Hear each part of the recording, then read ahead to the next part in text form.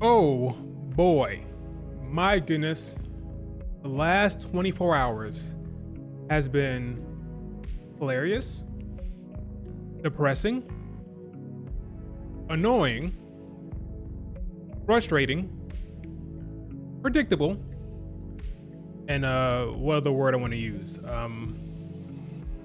Bad. All around. It's been kind of weird the last 24 hours, especially when it comes to the women's division. I mean, we had a main event last night on Smackdown that was horrendous. We have a new TNA Knockouts champion in Kelani Jordan. We have a double champ now inside Kamitani, and Smackdown is still ass when it comes to the writing. I know there's folks who think I don't criticize the WWE. Well, I'm here to say, like I say every week, SmackDown's writing is ass. We're gonna talk about it. Do me a favor, hit like, subscribe if not subscribed, and let's talk about first that main event. Main event that is gonna stop women from getting more main events.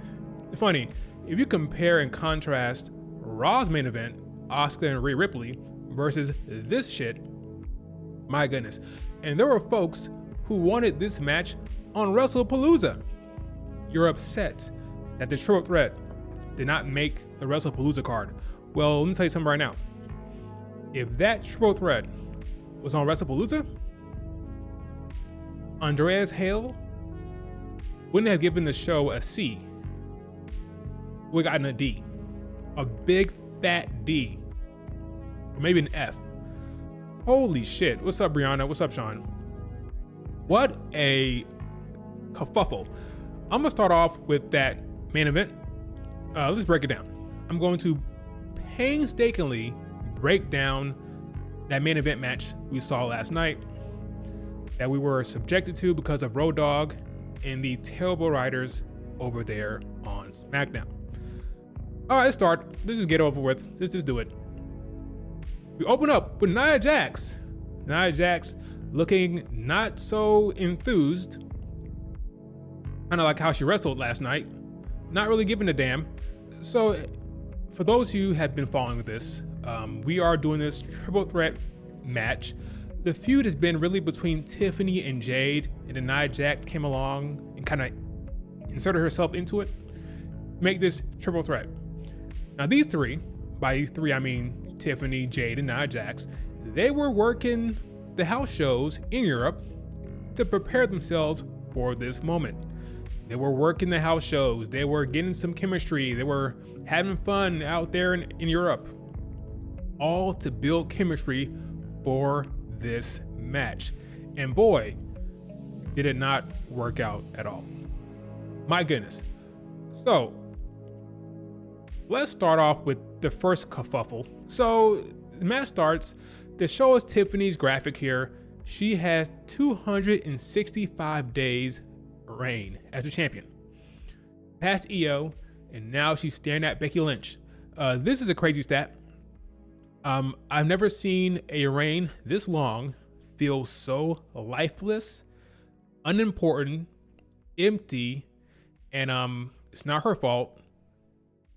Fortunately for Tiffany, she's on Raw. Okay, I'm sorry, she's on SmackDown.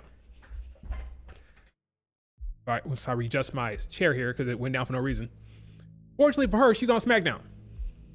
And when you are on SmackDown, you have to deal with bad writing. So her reign has been bad. Not her fault. It's not her fault. The issue is she's on SmackDown. Unfortunately for her, Triple H only cares about Raw. So anyway, let's move on. So Tiffany's has a 265-day reign. Good for her, I guess. We open up with this sequence here. She jumps up, steps up, drop kicks Nia Jax and Jade. This is fine. This is okay.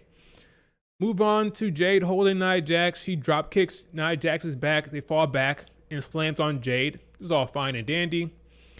Nia Jax, they go to the outside. She slaps Jade in the chest. Okay, cool. It's all fine. Nothing too important here. Nothing too bad. First big kerfuffle mistake here. Tiffany thinks she's Io Sky and goes for a suicide dive. It backfires, and her leg hits the top rope, as you can see here. It's the top rope. And she doesn't hit Nia Jax. She falls short of Nia Jax. It looks bad. It doesn't work out well. It's unfortunate. Okay, that's the first big uh-oh of the match. Jade grabs her, throws her over her head, does a kip up. That's all cool. She slams Tiffany in the ring. Nia Jax dropped a leg kick once Tiffany rolls out the way. This is an interesting moment. She gives Tiffany a super kick. Once she hits the swanton, Tiffany lands on Nia Jax, and Jade's right there, and she doesn't break up the pin. So she just assumes that Nia Jax will kick out because you're staring at her, break it up. If you don't break it up, you're gonna lose. That's not really her fault. That's more of a production thing. Like, why wouldn't Jade just break up the pin? She's right there. Oh well. Move on to the next nonsense. What else happens here? So Nia Jax is goofing off, having a good old time, pretending to have balls during the commercial break. I don't have an issue with this. It's all fine. That's fine. I don't have an issue with that.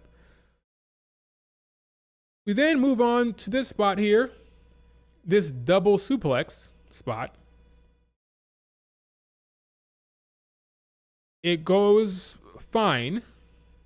It worked out fine. The land is all right. It's no big issue here. Here's another angle of it. Okay, it's worked out well. Tiffany hits this beautiful moonsault here. Goes up for her Karana spot, I believe. So Tiffany was doing fine. I thought Tiffany's offense was good here. That wasn't really the issue. Jade hits the Jaded. Goes for the pin. And Nia Jax pulls the ref out of there. So this is the first, Jade had the match won, but Nia Jax screws her moment.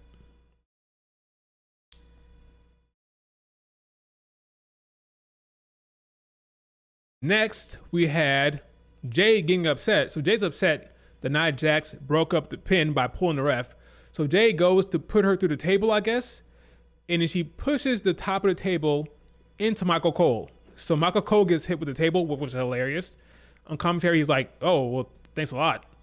So she hits Michael Cole with the table. Basically, everything that could go wrong went wrong. Here's Michael Cole. She then says, it's Tiffy time for some reason. I mean, Tiffany's on the ground, and Jade's the one who broke up the pin. So shouldn't you be taunting Jade? But whatever, she taunts Tiffany. She then goes to throw Jade into the stairs. Now, this happens a lot because Jade gets busted up here. She gets busted open. This is a very dangerous spot. In my mind, if this is the case, if this was going to happen here, you should protect yourself. I would get my hands up every time. The same thing happened to Bianca Belair not too long ago with Alexa Bliss. Alexa Bliss was working with Bianca Belair. She threw Bianca Belair into the stairs, and Bianca Belair caught her chin and started bleeding. For me, defend yourself. Protect yourself. Put your hands up. Don't let your head hit the damn chair or the stairs. I don't care how hard it's pushing you. Put your hands up. Okay, that's what I would do. But she doesn't, and she gets cracked open. She's bleeding. Like, good for her. Like, credit to her. She's still in it. She doesn't like back out of the match. She doesn't like get rattled. She stayed within the match. She's bleeding all over the place. She screams into the camera. She screams like this feral scream, like, this is my time. This is my time. She's upset. She's angry. She's showing her passion. She's bleeding like crazy. And then the ref freaks out. She's like, okay, what's happening here? I gotta go see how bad this cut is.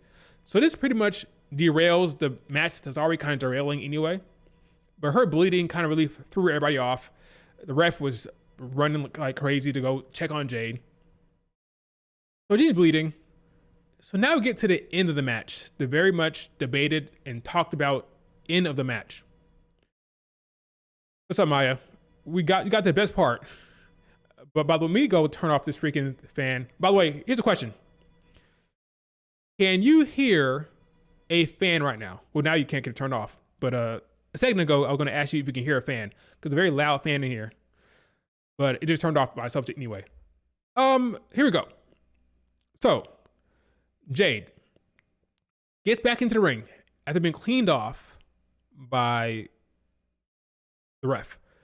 Hits the, what they call it, the Eye of the Storm, which is like a second finisher for her. She hits the Eye of the Storm. Go for the pin. Now, here it is. Here's the important part here. Nia Jax, I watched this so many times now. I tweeted about it, so I know this like the back of my hand. Nia Jax is staring at Tiffany. Okay, you can see it here. She's staring at Tiffany to see if Tiffany can get to her to break up the pin. She thinks Tiffany is slow like her. I watched this back. Tiffany would have made it. Tiffany would have made it before the 3, but she's concerned. So she's staring at Tiffany, doesn't think she can get there, so then she kicks out. She kicks out before Tiffany gets there. Even the ref is kind of confused, like what's happening here? Like why are you kicking out? She thinks Tiffany can't get there, but Tiffany does get there in time, but she doesn't believe she can. It's not the first mistake. So at this point, Nia Jax has kicked out. You have to scrap the match or scrap the end of the match. You can't do the same thing anymore. You kicked out, the crowd saw it, the camera saw it, the ref saw it, you kicked out. So now we have to believe, okay, we're doing the audible, we're changing it up, we're going to change the ending. That doesn't happen in Nia Jax's mind, because after Tiffany gets there, again, she would have made it in time. Tiffany go for the pin, and Nia Jax doesn't kick out, because the original plan was Jade Cargill would hit her Eye of the Storm, to go for the pin, Tiffany would kick Jade off of her, Jade would roll out the ring, and Tiffany would steal the pin. In other words, Jade did the work, Tiffany comes in and steals it from Jade. That was the spot. But Nia Jax kicked out because she didn't think Tiffany could get there. So you have to scrap it. And Nia Jax should know better, but she doesn't. Nia Jax is on her back after kicking out. It makes no sense. You should be awake or up or moving around because you just kicked out. So the ref counts 1, 2, and not 3, because in the ref's mind, why the hell would I count 3? We all saw her kick out. She's active. She's alive. She's not knocked out. Why would I count the 3? So people have been criticizing the ref, and that's fair. If you want to criticize the ref, fine. But Nia Jax should know better. She should kick out again because we just saw you kick out. So there's blame to go all around. There's blame towards Nia Jax for sure. If you want to blame the ref, that's fine. You can blame the ref. If you want to blame Tiffany, she's the champion. She should see that Nia Jax kicked out. That's fine as well. All 3 of them deserve blame. I think Jade deserves the least amount of blame because it's clear this was supposed to be the end. How do I know? After Nia Jax doesn't kick out and the crowd is booing like crazy, Tiffany looks dead at the ref. Like, what are we doing here? What am I supposed to do? Looking for direction because the match was supposed to be over. She had no clue, as you can see here. Staring dead at the ref, like what was happening, what I'm supposed to do. She tells her, hit your finisher. So then she goes to hit her finisher. The ref talks to Nia Jax as well. Hit the finisher, and the match ends. What a complete clusterfuck of an ending. There's blame to go all around. Nia Jax is a veteran, but at the same time, Tiffany, you're a champion. So we can't really make an excuse for Tiffany. Like, she's young, she's green, she's a champion. So if you're gonna be the champion, you gotta know this stuff. But I think the biggest issue I have is Nia Jax kicking out and then not kicking out again. You have to know that the match cannot end the same way anymore. You have to know, you have to pivot, call an audible, make a change, do something. Nia Jax, pretty please with sugar on top. Do not lay there and not kick out again when we all just saw you kick out. So the crowd was booing, and rightfully so. They're booing because the match was not great, the ending was atrocious, and now the Smackdown Women's Division looks worse than ever. Looks worse than ever. Has there ever been a worse run for the SmackDown Women's Division? I don't know. I don't know, man. It's it's bad. Tiffany's reign is empty and lifeless. Nia Jax has feuded with Tiffany time and time again. Jade Cargill, honestly, take her off TV. Take her off TV. Use this busted open moment, use this cut to take her off TV. Makes no sense for her to be on TV anymore right now anyway. We're building towards Crown Jewel. You're getting Tiffany versus Stephanie. Take Jade Cargill off TV, let her heal, let her go, maybe shoot that movie, whatever. But this is bad, okay? The entire focus going forward should be Stephanie, Tiffany, and then that tag division. Whether that's Charlotte Flair and Alexa versus Zarya and Sol Ruka, or Michin and B-Fab, or if it's Julia and Kiana James, whatever. But focus that, because Jade Cargill is cold. She lost again. She busted open. It's pointless. Put Jade on the back burner. Let her heal. Just focus on Tiffany and Stephanie. Once again, the biggest issue with SmackDown is the writing. People say, oh, Bianca Belair, come and save the day. I don't wish that on her. I do not wish SmackDown creative on Bianca Belair. That is cruel and unusual punishment. I'm not going to say, yeah, Bianca, come back so Road Dogg can keep writing for you. No, okay? I'm not excited about that. Do I want Bianca Belair back? Sure. But I'm not excited for her to come back here and deal with this creative team, because this creative team is ass. I'm sorry, tell you the truth. SmackDown creative team is garbage. No one can save it. No talent can save it. The only person who can save it is Triple H making a change. Okay? I'm sorry. It's bad. The writing is bad. It's point blank period. It doesn't matter how good you are as a talent. You can't write for yourself. So I feel bad for Tiffany. Is she partly to blame at some times? Yeah, sure she is. She has her moments that I don't love, but you can't write for herself, especially her. If it's Becky Lynch, who can carry her own storyline sometimes, if it's Bayley, sure, bring on Beyond, then they can deal with Road Dogg. But Tiffany is just listening to what they tell her to do, and it's all garbage. So Tiffany, your reign is awful. It's not really your fault. You're on SmackDown. We're getting Tiffany versus Stephanie, which was always going to be the match. It was always going to be the match, by the way. I saw some people excited about Jade Cargill tonight. I'm like, guys, or last night. I'm like, folks, that's not happening. Bianca Belair was there, and I tweeted, she's not going to show up. People got mad about that. I'm like, guys, why the hell would Bianca Belair show up now during the Crown Jewel build? Tiffany is building towards Stephanie. Why would Bianca Belair show up now? It makes no sense. Montez is there. She lives in Orlando. It makes sense for her to show up and show her face and be with the fans. She was signing autographs. Do you think if Bianca Belair was showing up on TV, she'd be out there signing autographs, spoiling the surprise? It was obvious she wasn't going to show up. The earliest we will see Bianca Belair is after Crown Jewel build. Okay, it's after Crown Jewel. I'm impressed by it. I don't love it, but that's the case. Okay, so, and again, I'm not really in a rush to see her be booked by Road Dogg. All right, so here it is: Tiffany versus Stephanie Becerra. It'll be a banger. I trust Stephanie Becerra as a general to lead Tiffany. Tiffany can go in the ring when you put her with a great talent. Stephanie should win. If she doesn't, Triple H should be slapped. And that's where I'm at with that. That makes sense? Boy, what a main event. Tiffany is still over. She is. She's over.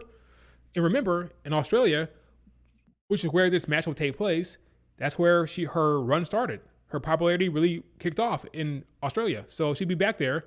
They'll love her down there. It makes sense. Stephanie should still win, though. We ain't seeing Bianca Belair till Rumble, or at least till maybe Survivor Series. I can see the Survivor Series build if they do War Games. I can see Bianca Belair in War Games. But yeah. Crown Jewel? No. That ain't happening. So I could see a Survivor Series return for War Games. I could see that. That's possible. Who beats Tiffany?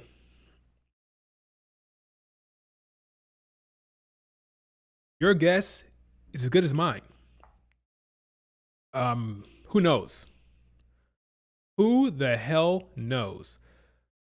But yeah, that's SmackDown main event. It was bad. Are you surprised? You shouldn't be. You shouldn't be.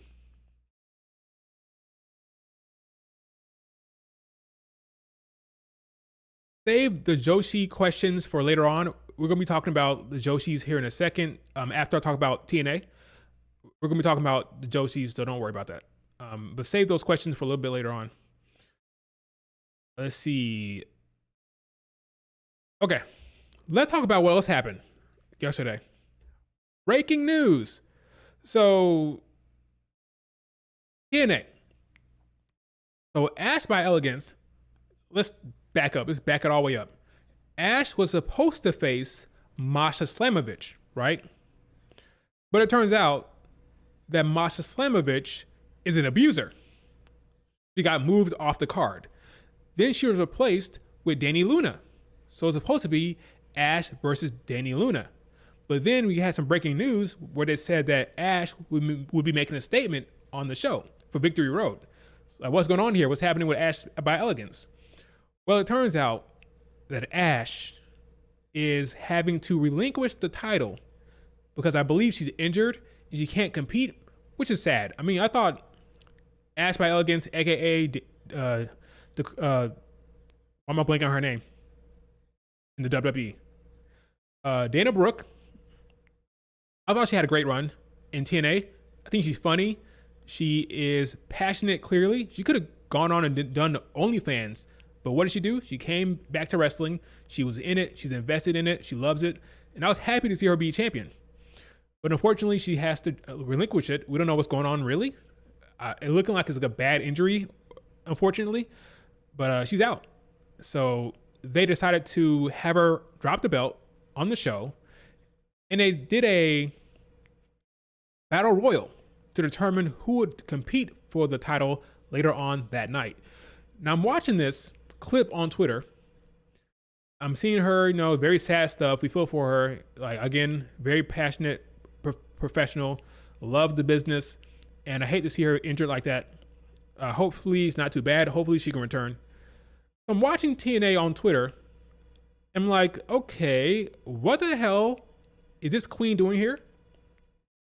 I'm seeing I almost said Kiana James. I'm seeing Kelani Jordan on the damn show for the Battle Royal. This is what I did. I instantly Googled, where the hell is Victory Road? I said TNA. This is what I did. I said TNA. Victory Road. Went to Wikipedia. I believe it was in Canada. Yes, it's in Canada. When I saw that, I was like, okay, Kelani Jordan's winning the match. There is no way. Why do I know that? There's no way in hell they're calling that girl up to Canada for a one-off for no reason. The one NXT talent on the show is Kelani Jordan for just because. Like, no, it was obvious. You're not going to tell her to go to Canada for a battle royal just because. Once I saw where it was located, okay, she's winning it. And I was kind of surprised by that. Like, wow, they're putting the belt on Kelani Jordan. But really, I'm not that surprised because I think Kelani Jordan is a star. Obviously, she looks great. She's beautiful, athletic, marketable. I'm telling you, I've said this time and time again. Folks got a little mad when I said this, but I stand by it. I believe I keep wanting to say Kiana James because I watched her last night. Kelani Jordan, I believe, has more upside than Roxanne Perez. Why do I say that? Well, I know the WWE. When I say more upside on the main roster, I don't mean, oh, she's more talented, yada, yada. I'm talking about what the WWE wants to see. When Tiffany Stratton and Roxanne Perez and Lyra Valkyria were all on NXT, I had the receipts. I said, guess what, folks? Tiffany Stratton will be the biggest star and have the most main roster upside. Why? Because I know what they want from a superstar. It's clear. They want the star power. They want the aura. They love the athleticism. But Tiffany has the look that they want, the package that they want of marketability. And I believe the same thing for Kelani Jordan. And guess what? So Ruka, her push will be similar to Tiffany. Her push will be better than Kelani Jordan and Roxanne Perez, by the way. But if you're asking me, between Roxanne Perez and Kelani Jordan, who has the biggest main roster upside is Jordan. And I believe when the time comes, you'll see that with the matchups. Kelani Jordan will be matched up with Tiffany Stratton and Soruka more often on the main roster than Roxanne Perez. Now, I'm not saying Roxanne Perez won't have a great career. She will have a great career. But I believe on the main roster, this woman has more upside. I could be wrong. I'm never wrong, but I could be wrong, but I don't think so. So she wins. Kelani Jordan wins. I was happy for her. Again, she deserves it. Great look, great talent, marketable as hell. I understand why they do that. I understand why they make that decision. She is a star. But her promos suck. Her promos will get better with time, okay? As she ages, as she gets older, her promos will get better. I'm not worried about her promos. This woman is a star, I'm telling you. Her booking will be good on the main roster. Okay? Not Tiffany good, maybe. Maybe not Soruka good, but it'll be damn good. I know what I'm talking about when it comes to the WWE and what they want to see in their talent. She had a good match with I always say Xia Li. I cannot say Xia Li. That's her name forever. She had a good match with Xia Li, won the title. And of course, Indy Hartwell was upset by it because Indy Hartwell wants that belt. And now she knows that an NXT talent has it. I saw somebody say that Kelani Jordan winning the belt is bad for the Invasion storyline. How, Sway? How? How is it bad? How is it bad for the Invasion storyline that an NXT talent has the belt? It helps, if anything, it helps. Because now you have Jordan and Trick Williams as your champs. And your Hartwell can get upset by that, and she can lead an invasion for the women, you know? So I don't see how that hurts the Invasion storyline at all. If anything, it helps it. But yeah, I'm not worried about Kiana James. I keep saying, oh my God. Why is Kiana and Kelani in my head like that's? I don't know why it's happening. Kelani Jordan, not Kiana James. It's the K and J. That's what it is. The K and J. That's what it is. But yeah, Indy Hartwell was upset, and this was lovely to see. This was lovely.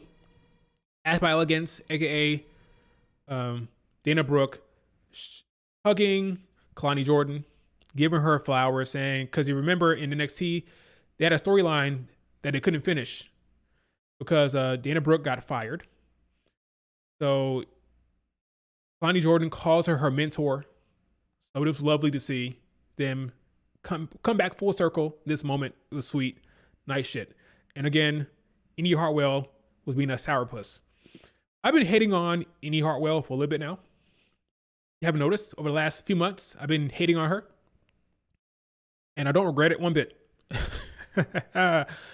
Indy Hartwell is getting pushed very strong in TNA right now.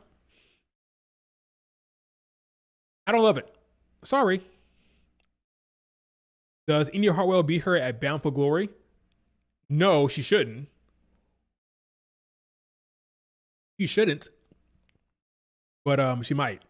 It just depends. I'm sorry, I just don't see it in Indy Hartwell like that. She has her fans, she has her supporters. I just don't see it for her, but that's just me. So, Kelani Jordan is a champion. Good for her. She's a world champion now. It's big for her. I'm excited to see what she does. I want to see a lengthy reign if she dropped the belt, see, here's the thing. India Hartwell is a babyface. I would build up Danny Luna or even a Tessa Blanchard to take the belt off of Kelani Jordan. That's what I would do. Use Tessa, use Danny Luna. India Hartwell, I'm not loving it. Okay, so yeah, that's what I would do. I'd have down the road have Tessa or Danny Luna beat her, and then you can build up Mara Sade, aka Miss Jackson from NXT, build her up to take down Tessa or Danny Luna. I'm just not high on India Hartwell. Sorry, that's just me. I don't love India Hartwell, but we'll see what happens. We'll see. We will see. Okay. Next up, before I move on to that topic, let's see. Is there anything you guys said about that topic that I missed? Let's see. Good morning. Good morning. Bianca more likely than Jade? You mean with the beating Tiffany? Jade, at this point, maybe she turns heel and then she takes down Tiffany. I don't care about Jade booking. SmackDown's trash. Until the creative team changes, I just don't have that much to say about SmackDown and what can happen going forward. I just don't.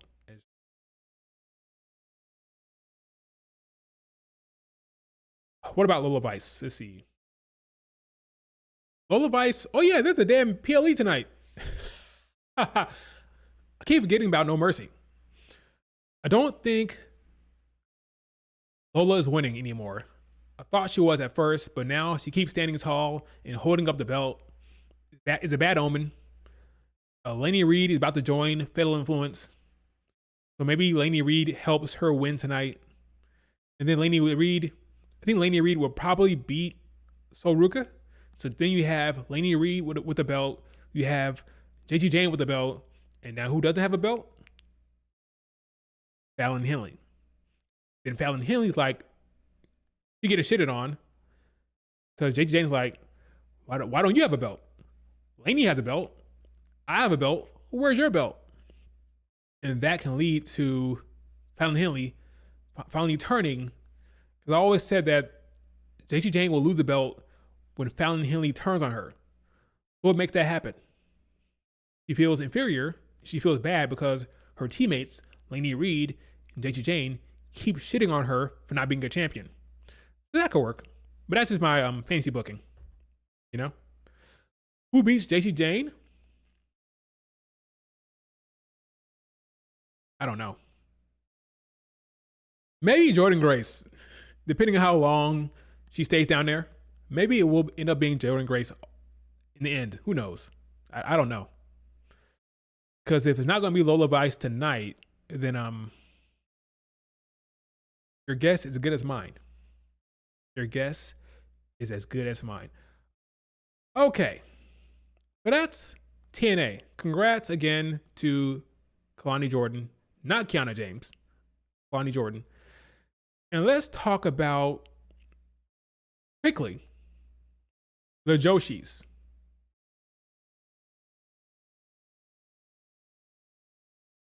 At this point, Bianca Belair's return has to be a super big angle. I would agree. Do I trust the SmackDown writers? No, but I agree. It's been out for like 6 months. I'm guessing at this point, Survivor Series build. Somebody makes a call. Now, what could be interesting? What I would do?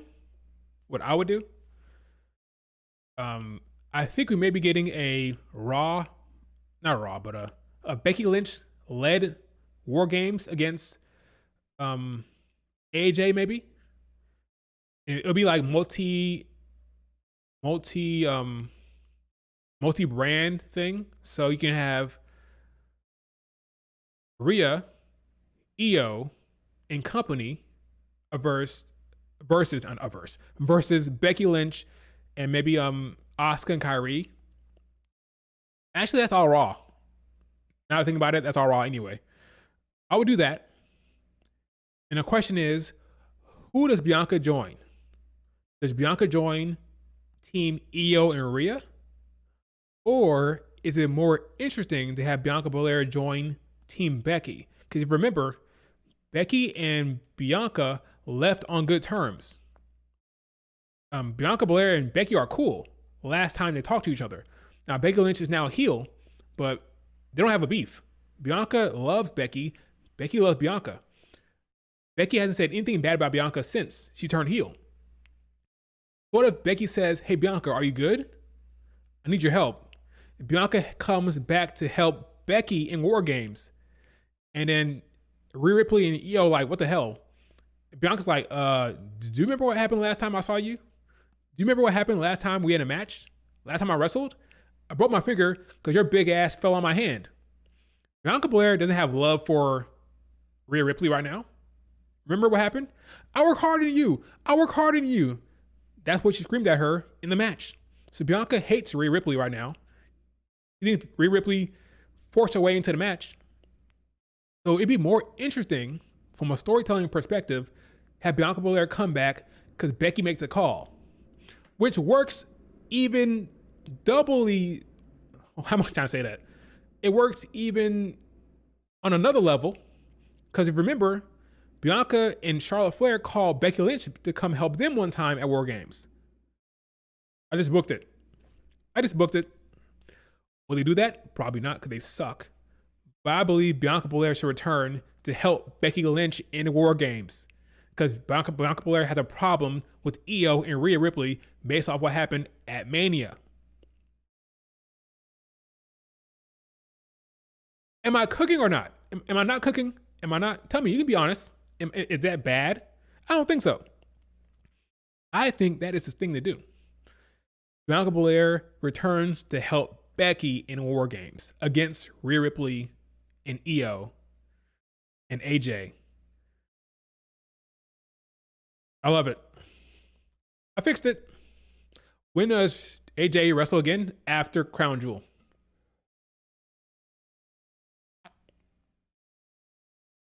Everything is on hold until after Crown Jewel. Same for CM Punk. CM Punk, AJ, after Crown Jewel.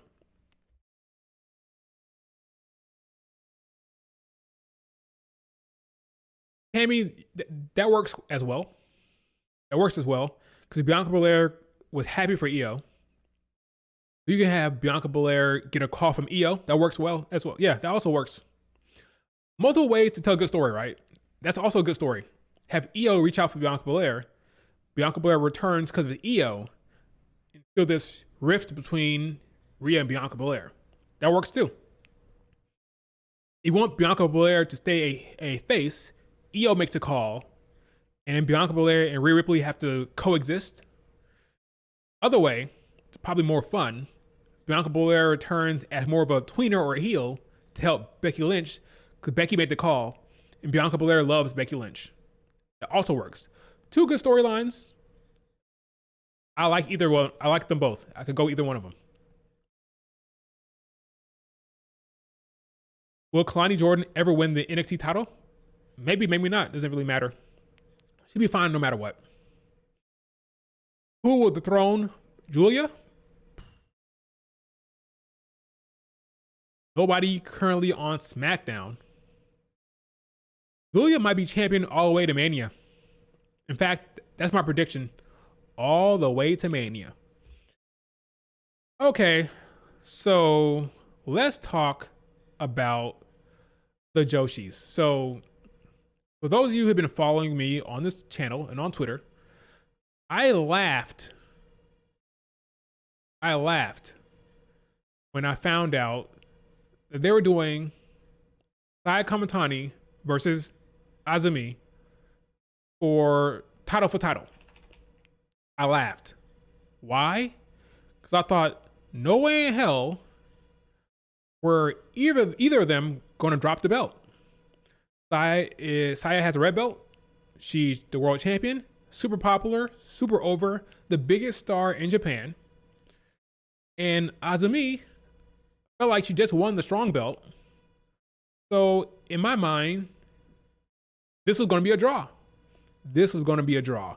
And when they announced that this show was going to be on YouTube for free, giving it away free for YouTube, okay, they're giving it away free, because it's going to be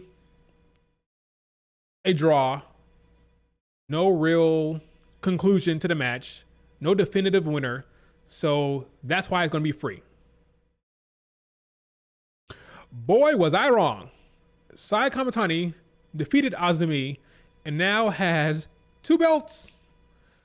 What in the hell is going on? So I don't have a problem with Saya Kamitani having 2 belts. Okay, she's, again, the most popular woman in Japan right now in women's wrestling.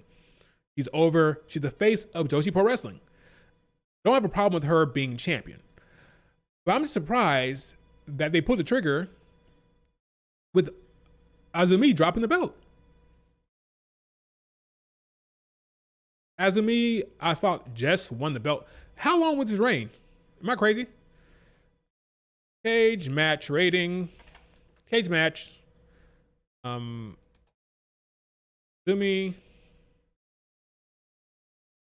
Let's see how long. Okay, that didn't go where I wanted it to go. Let's see how long this reign is. Let's see how long this reign is.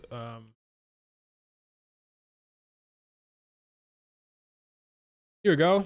Azumi. Right. Titles. Strong. 141 days. Longer than I thought, honestly. How many title defenses? One title defense? What? First of all, that's a long damn reign to have 1 title defense. You know what I'm talking about? Taro Okada in New Japan, sometimes they're just ass. They're just ass. I mean, sorry to tell you that, because I know some of y'all are stans. Y'all love Taro Okada in the booking over there, but that's just ass. How is Azumi having a 141-day reign with 1 title defense against Bozilla? It's unacceptable. It's unacceptable that she has 1 reign. I mean, 1 title defense. Look at it. Look. Bozilla. 1, she beat Mercedes in a 3-way by pinning Mina. He beats Bozilla, and that's it. Here it is. Drop the title to Saya. 141 days, 1 title defense. That's ridiculous.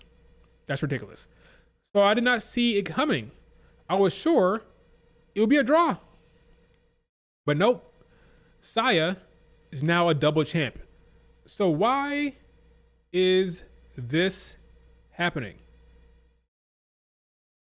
Why? Here's my guess. Momo Watanabe won the 5-star DP. Usually how that works is the winner of the 5-star DP gets a title shot. Usually the world championship, the red belt. I believe they've given Saya Kamitani 2 belts because they want to have Momo turn on her, turn face, and win a belt. They don't want her to be without a belt, Saya. Say, okay, Saya, we're going to give you 2 belts. We're going to give you the red belt, of course, and the New Japan strong belt. So now Momo can Momo can chase one of them and win one of them. That's the only thing that makes sense. Momo will go after one of these belts, probably the New Japan strong belt. That's why Saya has 2. Because at some point, Momo Watanabe needs to chase something. So she's probably going to chase one of these belts. Do I love that booking? No, I don't love it. But I understand it. Do I love it? No. They buried Azumi. Azumi will be fine. She'll be fine. Do I think they buried her? Kind of. I don't love it for her. I don't. Now she's young. She's like, what, 22, 23? She's young. She'll be fine ultimately. But I just don't love it for her. It's a weird booking. It really is. Or hate turns on Momo. Sure, that could happen. Sure. However you get there, I think Momo will take one of these belts. So they decided, you know what? Azumi, we're gonna have you drop this belt to Saya to facilitate this storyline. I don't love it for her. I don't love it for Azumi, but Azumi will be fine though. She'll be fine. But it's just weird. I didn't see that coming. Sucks. Sucks for her, but she's young. But yeah, man, Saya is huge, man. She's big. She's popular. She's over like Rover. She is the face of Joshi Pro Wrestling over there. And legend grows. The legend grows for Saya. Wow. I was sure this was going to be a draw. I was sure this was going to be a draw. Shows what I know. Wow. Wow. Okay, so that's that. Talked about double champ Saya Kamitani. We talked about Kelani Jordan winning the TNA title. Talked about that horrendous main event on Smackdown. What else happened on Smackdown, I guess? We can talk about Smackdown some more. What else happened? We had a very good match between Sami Zayn and Devon Evans from NXT. Very good match. The crowd was into it. The crowd loved it. Super hyped for that. Good finish. Good all-around great match. I just love that stuff. Sami Zayn's matches, which has nothing to do with creative team, nothing to do with writing or storytelling. Those are the highlights of the shows. Those U.S. title open challenges. That's the best part of the show.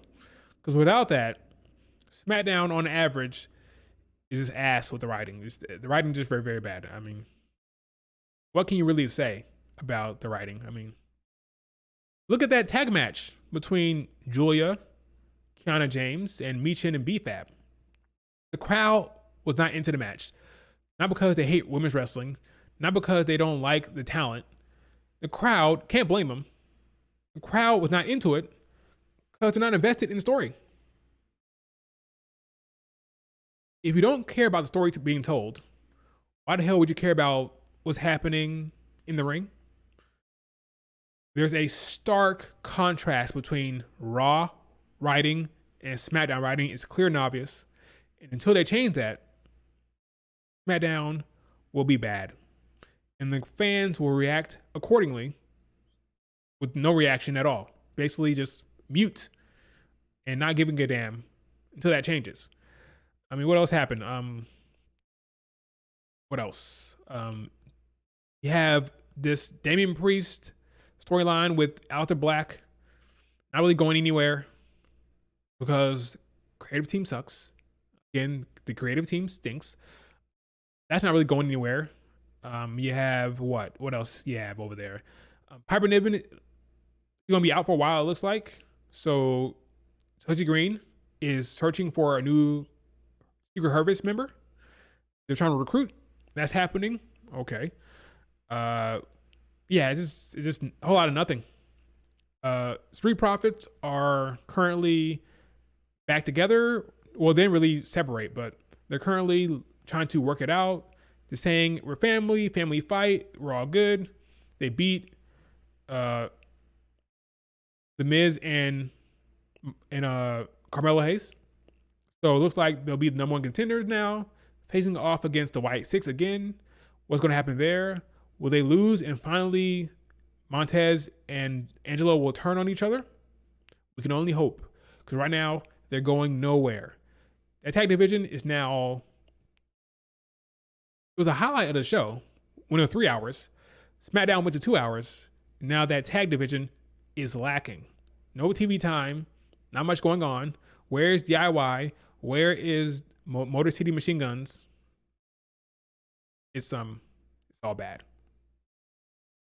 Boy, you saw Zarya and Soruka confronting Charlotte Flair and Alexa Bliss.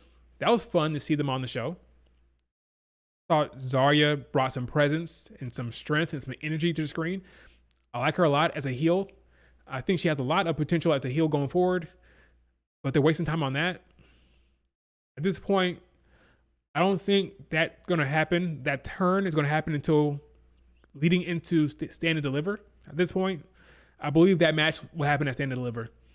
Soruka versus Zarya, in my mind, because the way it's being booked right now, it's going so slow. They're wasting so much time. They're dragging it out. So I will not be surprised if it happens at Stand and Deliver, Zarya versus Soruka. So look forward to that. It's confirmed for both belts, Momo and Saya.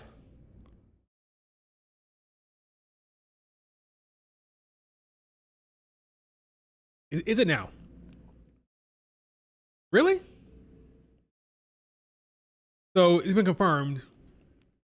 Saya Kamitani versus Momo for both belts. Where was this? Was that? Did that happen after the show? I didn't see this match, by the way, yet. I didn't watch the match yet. Saya versus Azumi. After the show, they booked that match. Saya versus Momo. News to me. Oh, yeah, they did. Wow. Would you look at that?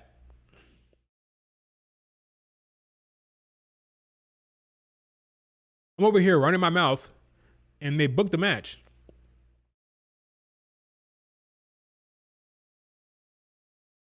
Momo will challenge Saya for both belts?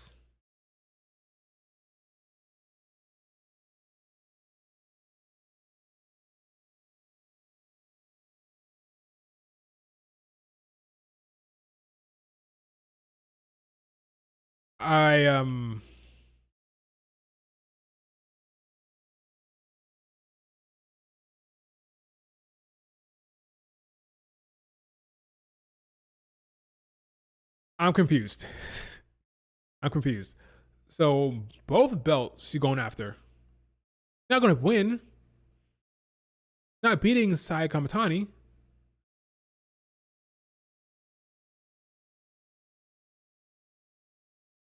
So Momo just loses, and that's that.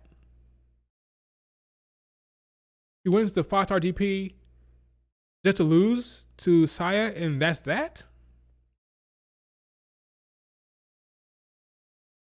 And it's all friendly. I'm yeah, I don't know. Yeah, I don't know. That's weird. Okay, I guess we'll see what happens. I guess we'll see. But man, that's weird. So, November 3rd, Saya versus Momo, I guess. I can't see Saya Kamitani losing the belt. So man, that's weird.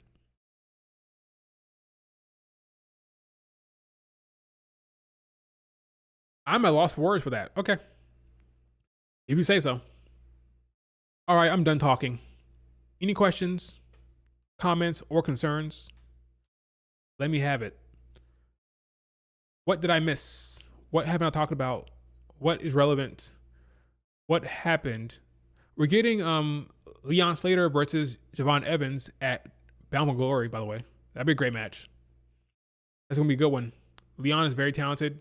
Javon Evans very talented. So that'd be a banker. I can wait for Mike Santana to defeat Trick Williams. That's happening for sure. It's happening for sure at Bound for Glory. Big going. Bound for Glory is sometime next month. Let's see. Bound for Glory.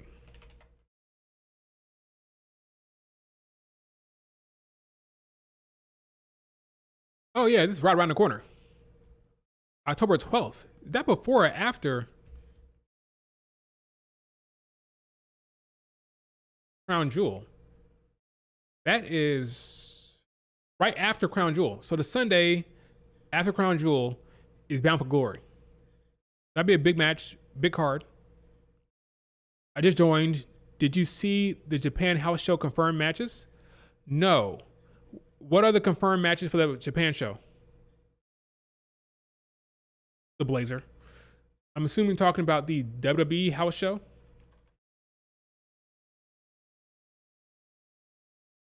I did not see that. Rossi finally with his two daughters. Okay. Kyrie versus Julia.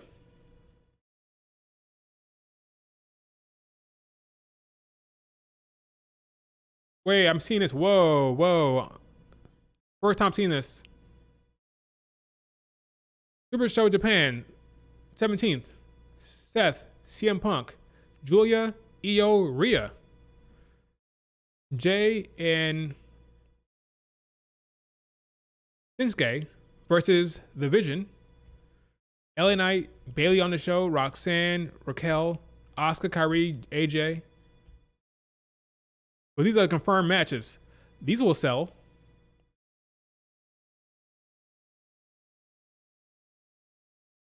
Wow. Those are some big matches. But that's a, because the way Japan is, they're not going to record it. So hopefully the WWE recorded it, because apparently it's taboo to record the matches from the stands. It's taboo, it's frowned upon. So maybe the WWE will record Julia versus Io versus Rhea Ripley. That's a big one for the Japan audience. That's crazy. What's the other shows? I didn't know this. I didn't know about that until just now. Let me bookmark that for later. What else I got cooking on that show? Or at least for the next day. There are 2 nights. What's the other matches? Let's back it up. Back it up. Let's see what else is on here.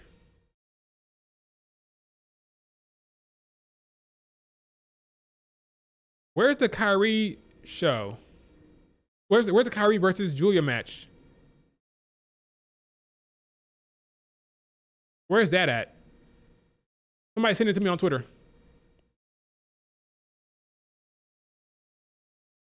Let me see if I search Julia.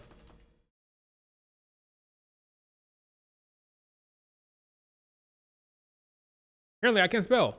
I'm just gonna grab it right off the chat. Paul, I'm still in your tweet or your message. Let's search that. All right, Kyrie, Julia, see what happens. Here it is. Been discovered. So we have Shinsuke, CM Punk, Jay versus The Vision, Kyrie versus Julia, and then the tag team everybody loves, Io and Rhea versus Raquel and Roxanne. That's a solid card. Asuka supporting Kyrie Sane, not in the match apparently. Wow. Japan audience will enjoy. The Japan audience will enjoy. That's cool. Yeah, I didn't know this was out. I didn't know this was already out there, so that's cool to see. Wow. Asuka showing up in Marigold. Logan James? I don't think so. I don't think so. I would love that. I would love for Asuka to bury the hatchet with Rossi and Nanae Takahashi, but I don't see it happening anytime soon. I think Asuka still does not like Nanae. So or Fuka, for all we know. Or Rossi. So I'll be shocked. I'll be shocked. Seen crazier things, but I'll be shocked if that happens. I would love it, but I'll be shocked. Can you imagine Asuka hugging and having a moment with Nanie Takahashi. That'd be great to see, but unfortunately, sometimes it's hard to put things aside and realize that some fights are kind of like not worth it. You know?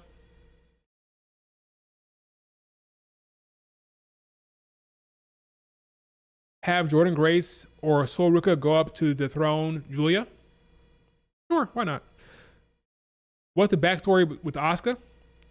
So back when Asuka was in Japan, uh, she was working with Nanae, and she felt that Nanae was trying to basically bury her and take her out of the Joshi scene. I'm gonna like blackmail her, blackball her out of the scene over there. She felt that Stardom was created, and now Fuka, Nanae, and Rossi, they're the founders of Stardom. She feels that that promotion was created to kill her. Like, I don't mean that literally, I mean that metaphorically. Was to box her out of the wrestling space and to get her blackballed and basically get her to not be able to wrestle over there. Because of their disputes, because of their issues she had this manifesto she put out where she criticized the entire Joshi scene. She criticized them. She criticized the wrestling over there. She criticized the bookers. She criticized the entire Japanese pro wrestling scene. And that was not taken well by certain folks like Nanae, like Rossi, not like Fuka. So she said, you know what? I'm out of here. I don't need this. You guys are trying to ruin me. I'm going to go to WWE. There's a big beef between her and Nanae. How much of it, because we've only really heard Asuka's side. So everybody just seems to agree and say that she's right, and we don't know the other side of it really. But yeah, that's how Asuka feels. She feels that Stardom was created to destroy her. And she put out that manifesto shitting on Japan wrestling and all that stuff. And a lot of people agree with her. But that manifesto she put out really pissed some people off. They tried to like blackball her and like, you know, blacklist her from the wrestling scene over there.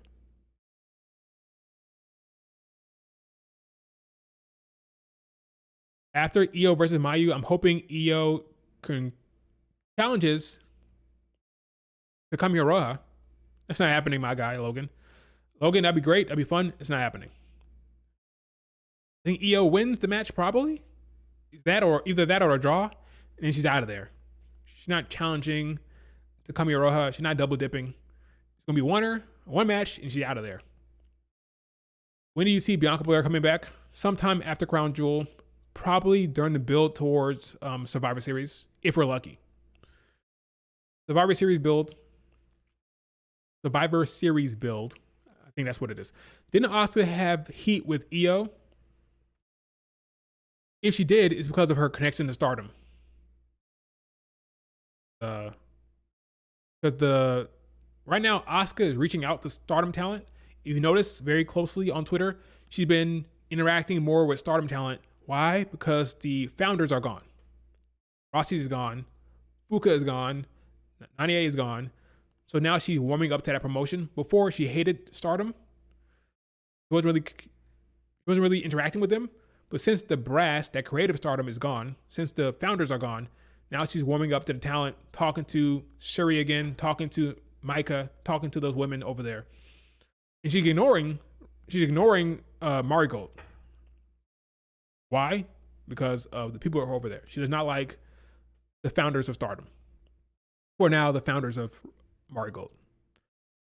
It's unfortunate, but it is what it is.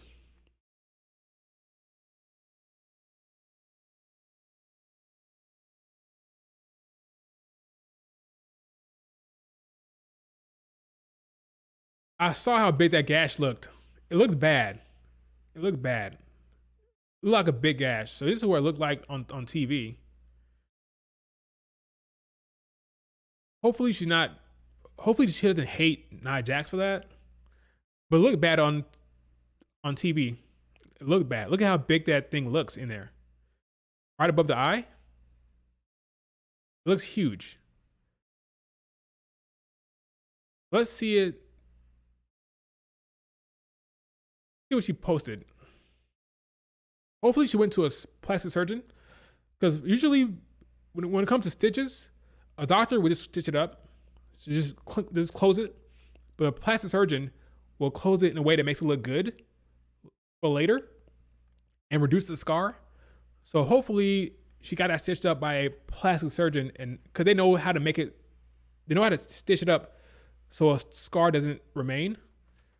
But if it's just like some random person, then she may have a scar going forward. Or not a random person, but a random doctor. It just be a scar. So hopefully they had a plastic surgeon sew that thing up, because they know how to do it right, so it doesn't leave a scar. Is it on Instagram? Jade Cargill Instagram.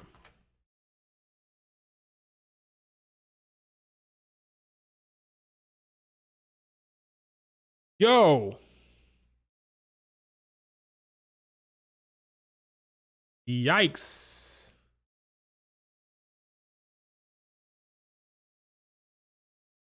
Oh my God. That thing caught her flush. You can see how straight the line is. Oh my God.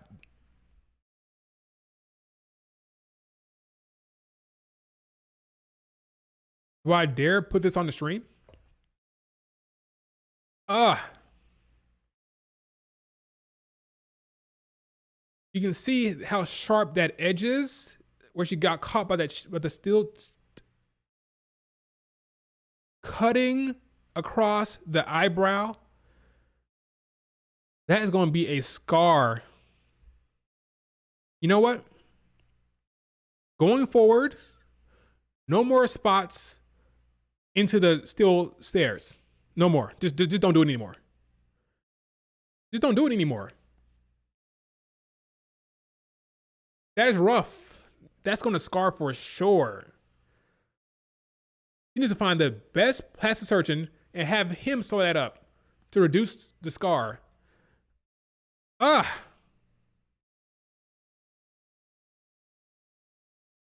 hurt me. That hurt my soul looking at that. That's a man, that is horrendous. Hell. That's bad. I feel bad. That should not have happened. Should not have happened.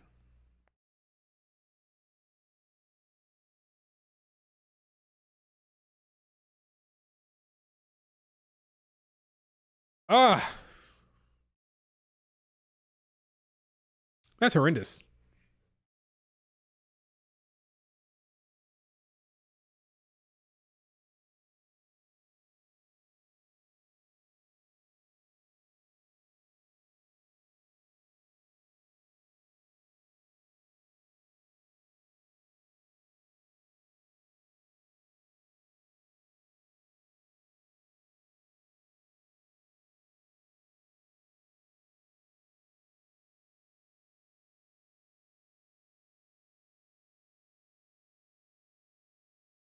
I'm at a lot for words.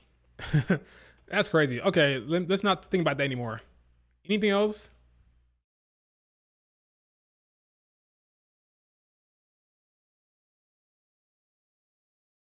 Anything else? Wow, that's bad. That's a bad gash. I'm sorry. That's gonna scar, man. It's gonna scar. You can see how sharp it is. Like she hit the bang. She cracked it at the sharp edge of the steel. Okay. Anything else? Any other questions? Man, that's bad.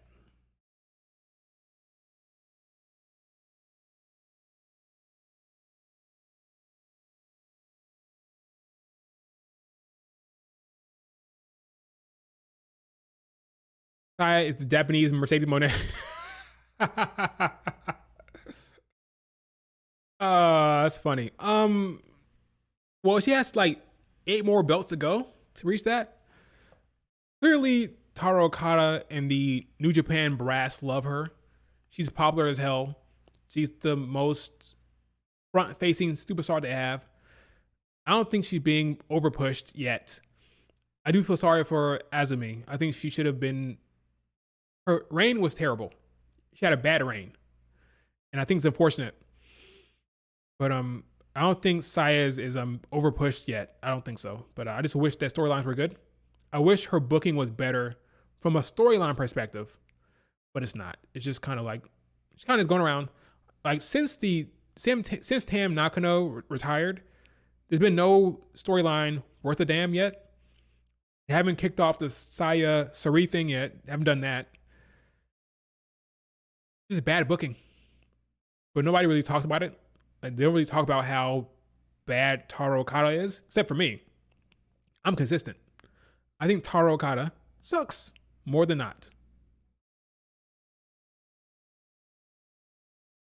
Io versus Mayu, a draw or Io wins. If I had to guess, I say a draw. But one thing's for certain, Io ain't losing. So Io wins or draw, because WWE are lending her to Rossi. He's not going to book her to lose. So it'll be a draw or Io wins. Last year, Io beat Utami. But Utami isn't Mayu to Rossi, right?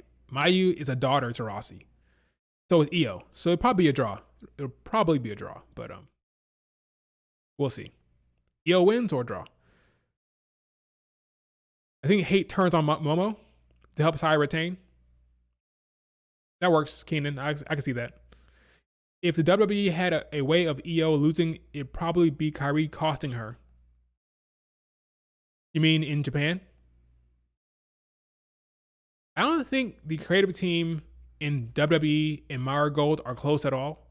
I think the singles match between Mayu and Io will be separate. No carryover, no nothing. You'll see no mention of Asuka or Kairi on that show, except for maybe the English commentators, because every once in a while, the English commentators will bring up something happening in the WWE, just off the cuff. But yeah, it'll be a match with no real connection to WWE creative, and that'll be that. She'll go back to USA. You know?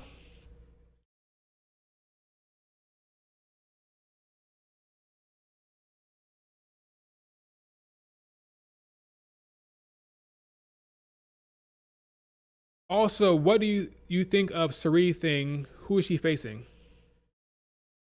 What thing? Who's she gonna face? Not Momo, apparently.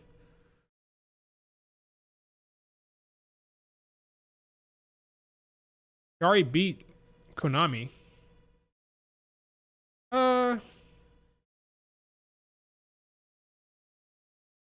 Let's see cage match real quick. I'm wondering who she's been facing recently. Won't be Suzuki. Kind of been there, done that, right? Won't be Mercedes. Won't be Mercedes, by the way. Either. Unless Mercedes wants to lose. Let's see. He really 5'2"? So taller than that. Let's see. Shuri? The last match was a match against Shuri. Probably it, Shuri. So maybe she gets a rematch with Shuri. I'm not excited about that, no. I'm not excited about that. I feel like we've been there, done that with Shuri, but whatever. I can see that happening. I think Shuri's title reign has been bland so far. She beat Konami and Suzuki.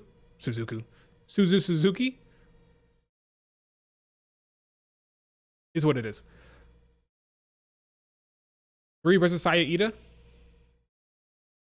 Saya has no chance to win that, but sure, that'd be a fun match. After Mayu, who is Io? Who's her big match in Marigold?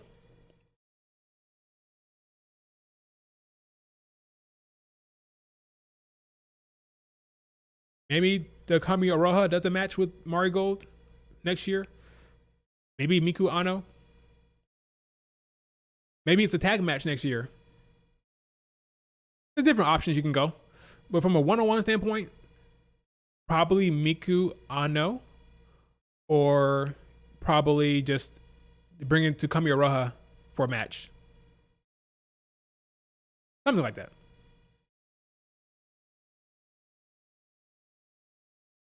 EO ain't going nowhere, folks. EO loves Triple H and WWE.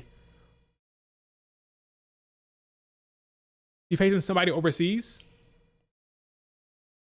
Maybe. I don't know. Maybe it'll be Megan Bain. Who told you that? Who told you she's facing somebody overseas? Do you see Mariah returning to Stardom or freelance? I'm gonna go freelance for Mariah. I was shocked to see her leave Marigold, but I'm gonna go. Oh, Cherie said it'll be somebody overseas. Okay. Then I can see Megan Bain. I can see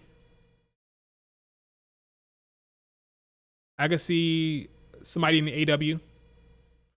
I can see Athena. You said she wants to face Athena. She said she wants to face Toni Storm. So yeah, Toni Storm, Athena are probably your best bets because she name dropped them. So it'll be them. I see Mariah freelancing for a little bit. I think going back to Stardom would be a mistake. I think she should freelance, have some fun, go around, test things out. Jamie Hayter that's an option as well. That's an option. But she name dropped Toni Storm and Athena because they were in a WWE.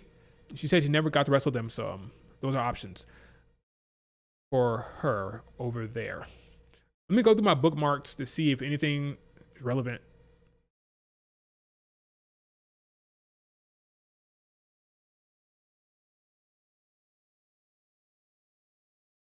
Go through the bookmarks real quick. So apparently Koki Amore has another injury. He's gonna be out for the foreseeable future. Left clavicle fracture. That sucks for Koki. She's gonna be out for a while again. She's snake bit. Koki Amore is snake bit, unfortunately. Micah was in CMLL, apparently. Having a good old time in CMLL, it appears. Good for her, I guess. Got that synergy between CMLL and Stardom there.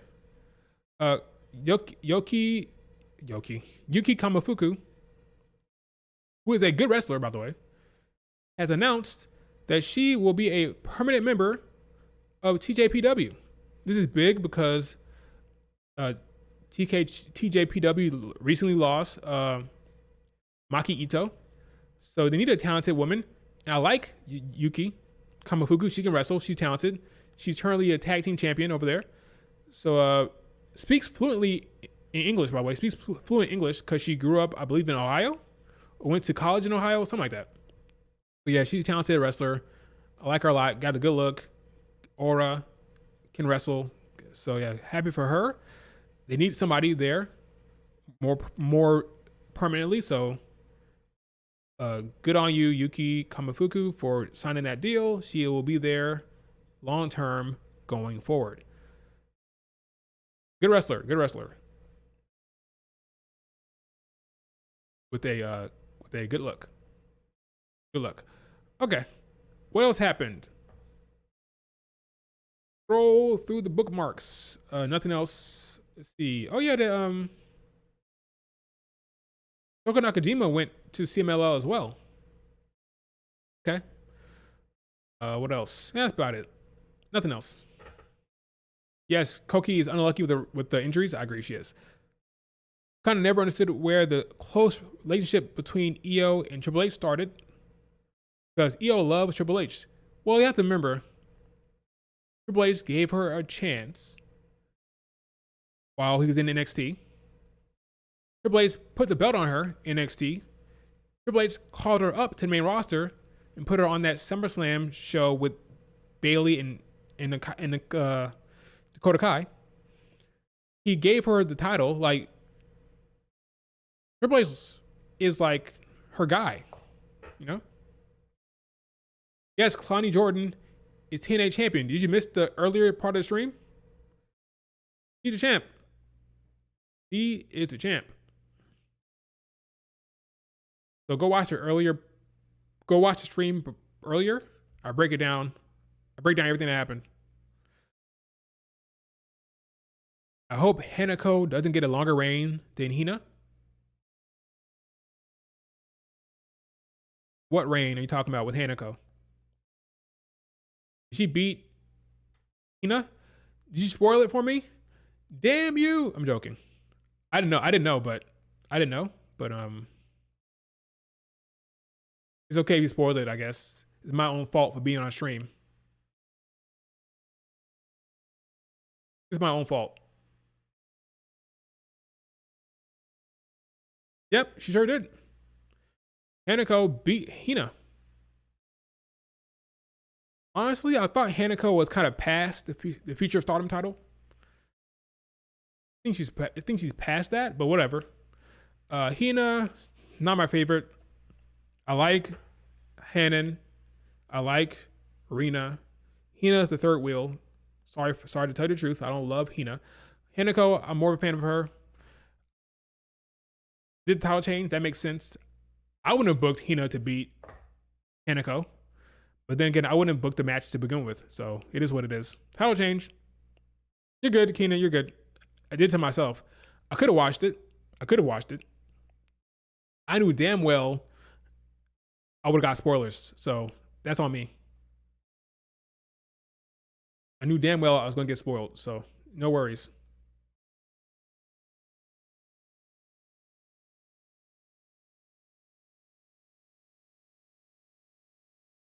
No worries at all. Women's wrestling has now entered the social media champions era. What do you mean by that? That's interesting. Break that down for me. What do you mean? I would have booked a TNA title.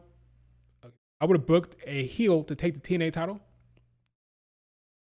I guess it depends on what they're doing now with the storyline. They may decide to push Tessa now. Dani Luna. Honestly, I agree with the decision. I like Tessa and Dani Luna as talents more than Indy Hartwell. Now they could change Indy Hartwell to a heel, but I think that right now the goal is to elevate Dani Luna and to elevate Tessa to chase Kelani Jordan. So I think it makes sense.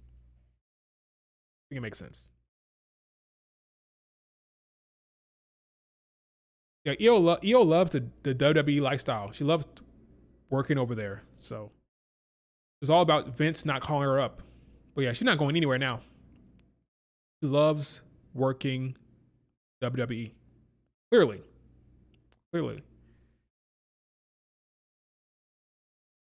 And rightfully so, Keenan. And King, yeah, I agree with the decision to boo her and cheer Dani Luna. I agree. I don't love Indy Hartwell as a talent. I just don't love her. I prefer the Dani Lunas of the world. That's just me. No offense to her, but I don't love Indy Hartwell. I just don't. But yeah, that's a bad gash, man. That's a bad gash.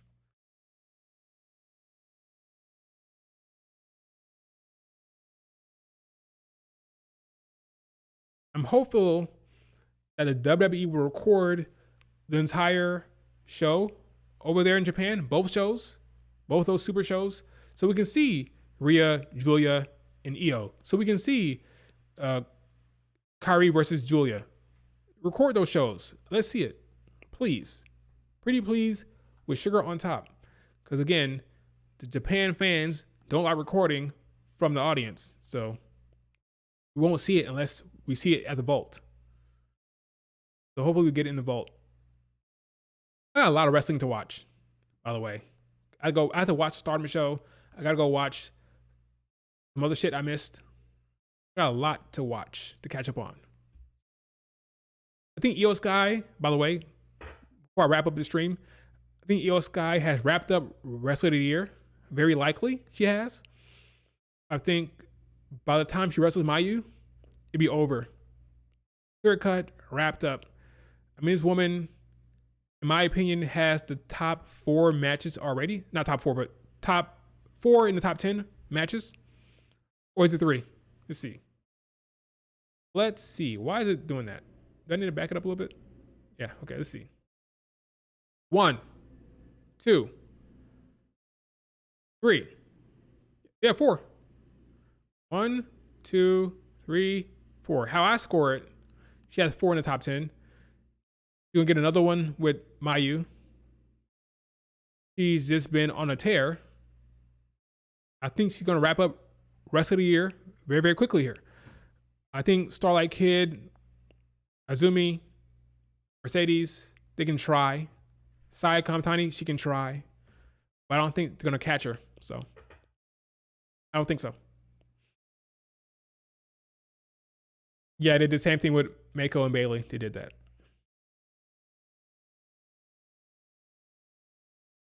Whoever has the most social media buzz building to match time wins regardless of anything else. Saying in general or the WWE? Watch out, Mercedes Monet fans will come at you for saying that. They can get mad. They're the most vocal. When I say EO is wrestler of the year, they're the most vocal for sure. I think Saya will be second. Maybe on your list. Is EO and then everybody else fighting for second? Yeah, we'll see what happens. There's more time to go, but I think right now, Starlight Kid was in the lead over Saya. So right now, rest of the year in Stardom for me, Starlight Kid. So before Saya can catch EO, she has to catch Starlight Kid first. And then I think Azumi has done a good job with her match against Momo, with her match against Starlight Kid. She built up a good resume this year. So I think it's probably third on the list for Stardom. It's like Starlight Kid, Azumi, then Saya. But we'll see. Long way to go. Mercedes Moné matches are great, but some of these matches are nothing burgers to me. Like nothing has been happening. I feel like sometimes it's the presentation in the stage. AW stage feels small sometimes. That's just how it is. I think sometimes the Stardom shows, like the big Stardom shows, feel bigger than some of the stuff EO does. Not EO, but some of the stuff AW does. Some of the shows don't feel that big. A lot of Mercedes matches are all overseas, all over the place. You don't even know what promotion it is half the time. Like for me, her best match this year was against Emerson Jane. And I don't remember what that match was. Like I don't know what the title that was for. What was that promotion? I don't know. I forgot. But it's top 10 for me. Great match. I couldn't tell you what the promotion was. Here it is at 10 right there. I couldn't tell you what the promotion was. I can't tell you the name of the title. I don't know shit. But I do know she won in the great match. That's all I really know. It's kind of a problem. It's kind of the problem with her reign or with her run right now. It feels like it doesn't feel big. Because you're doing all these side quests, right? But what's the big match? Her loss to Toni Storm? Meanwhile, EO had a match at Evolution, main event, big stage, a lot of eyeballs.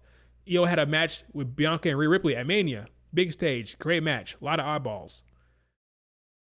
EO versus Stephanie Vaquer, WrestlePalooza, big stage, great match, a lot of eyeballs. Nobody watched Emerson Jane versus Mercedes Moné, except my crazy ass. Nobody watched that, really. You know? That's how it is. So that's kind of her problem.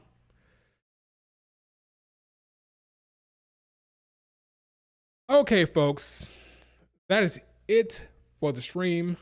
Do me a favor, hit like, subscribe if you're not subscribed, leave a comment for the algorithm. Last 24 hours was crazy. Tonight you have No Mercy.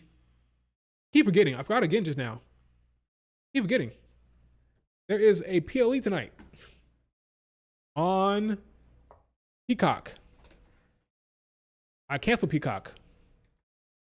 Wonder what I'm gonna do. I'll find a way. Don't worry. I'll find a way. Don't you worry about that. There are ways, folks. There are ways.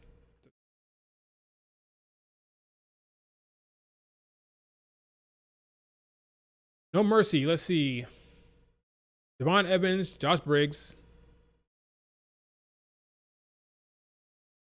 Jordan Grace, Blake Monroe, Steel Cage Weapon Match, Ethan Page, Tavion Heights, Obafemi, Ricky Saints, Soruka, Laney Reed, Speed Match, JG Jane, Lola Vice.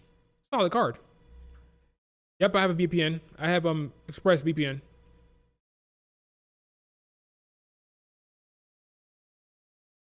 We could see a title change with Soruka. I would say give it to Laney Reed. Why not? Give it to Laney Reed. Tavion Heights, I think, is possible as well. JG Jane, I don't see it now with Laney Reed joining the crew. I don't see it, but be fun. Get a VPN, use Netflix. It's all there for you guys. It's very easy to do. All right, folks, enjoy the show tonight. Hope all is well. Talk to you later. Peace.